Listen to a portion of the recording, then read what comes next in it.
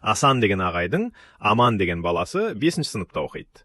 Оның бір жаман әдеті, мектептен үйге келген бойда телефонның құлағына тыныштық бермейді.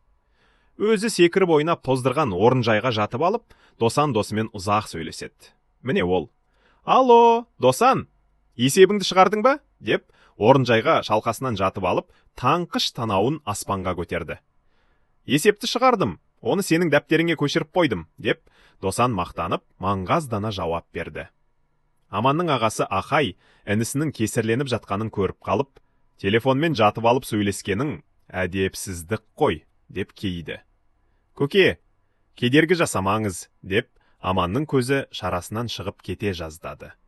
«Үйге берілген тапсырманы Досанға орындатқаның жалқаулық қой балам», деп анар-ана қабағын тиді.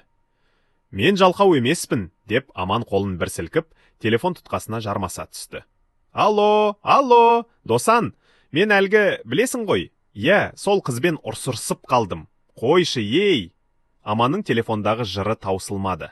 Сөйтіп, ол уақытты ұтымды пайдалану туралы өзі түзген күн тәртібін ұмытып кетті.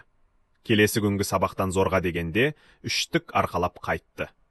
«Телефонның кесірінен оқудағы үлгерімің бір жақсармай қойды», деп Асан ағай кейіп жүр. Ал Аман кейімейді, өйткені онда әдеп пен намыс жоқ.